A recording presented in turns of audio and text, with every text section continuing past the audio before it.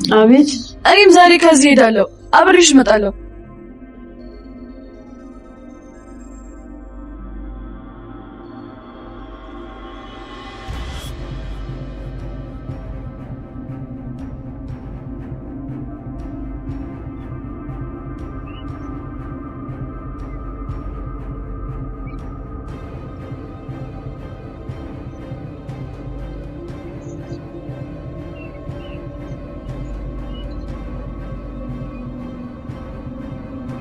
ልትሄጂብኝ እኮ ነው። በፍጥነት የሚነግረኝ ማነው የሚያስቀኝ? ማነው ፀጉሬ እያሸ የሚያስተኛኝ? የኔ ልጅ ከዚህ ወጣሁ ማለት እኮ አንራራቅም፣ እደውልልሻለሁ። ማን አለኝ እናቴ? አንቺ እኮ ነሽ እናቴ። እናቴን የረሳሁብሽ የኔ ልጅ። እኔም የእናትነትን ክብር ያወኩት በአንቺ ነው።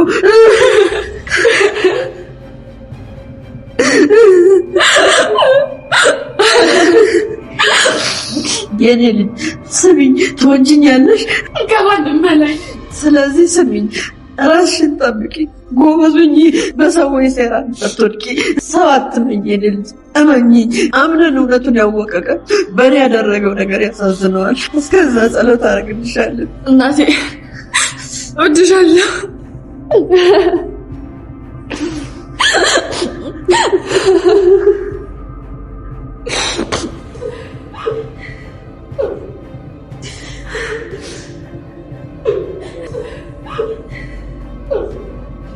እናቴ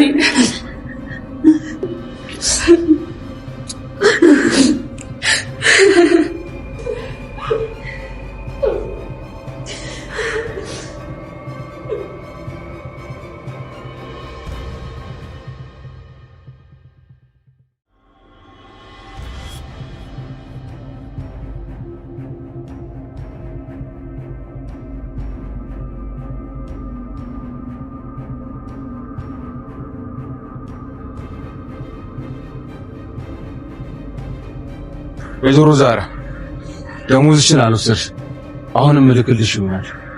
እኔ ደሞዜ ገንዘብ አይደለም ቤተሰባዊነት ነው። አመሰግናለሁ።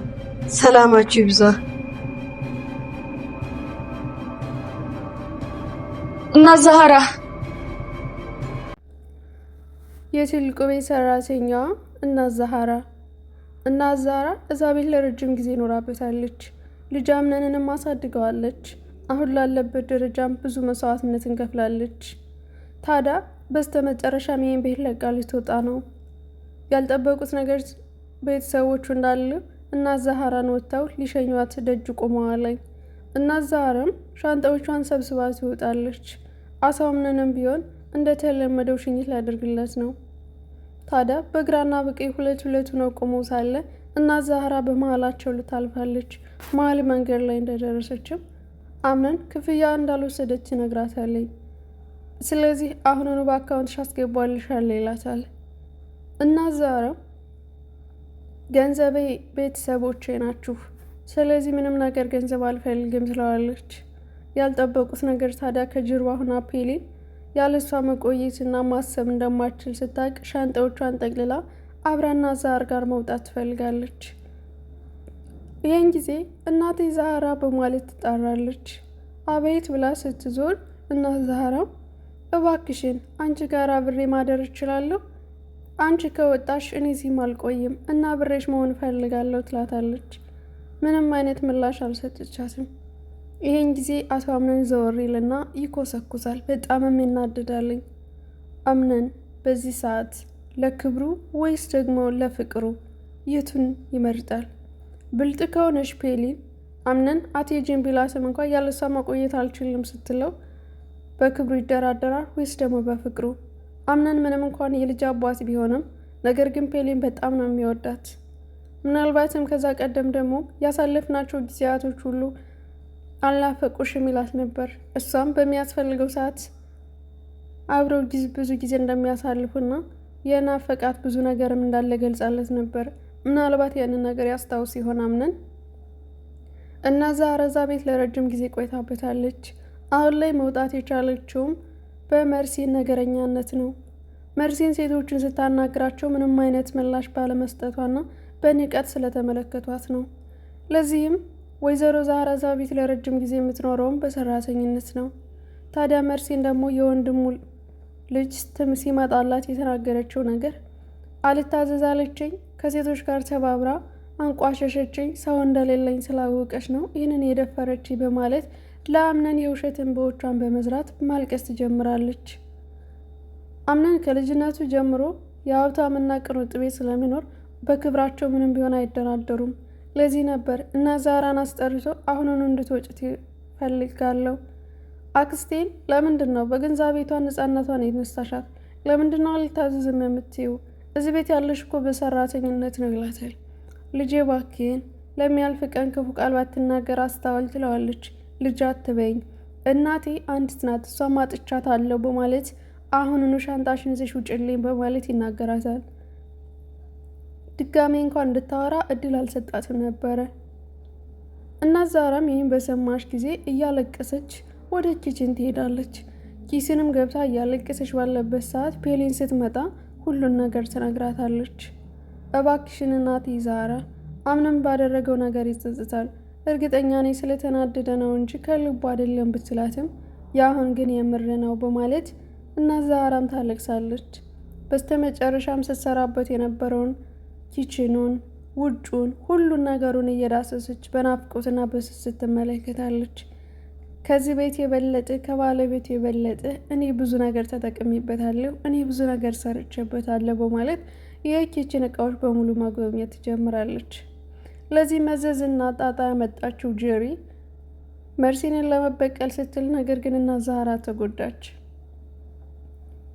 ፔሊንም በማልቀስ ሳለች ቆይ ካላንቺ ማን ነው ጸጉሬን እያሻሸ እንቅልፍ የሚያስተኛኝ?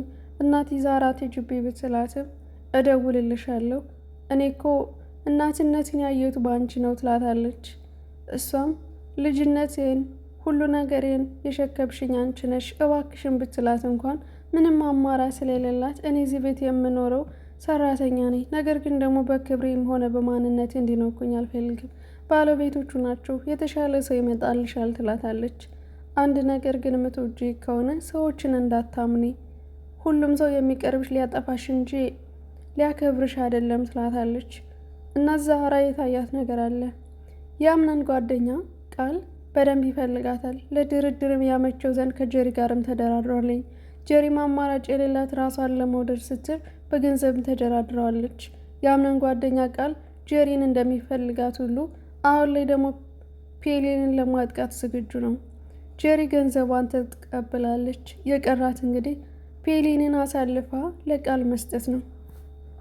ምናልባትም ይሄ ነገር ታይቷት ይሆናለኝ። ከዛ ቤት ብትወጣ ፔሊን ከችግር ውስጥም ትወጣለች ማለት ነው።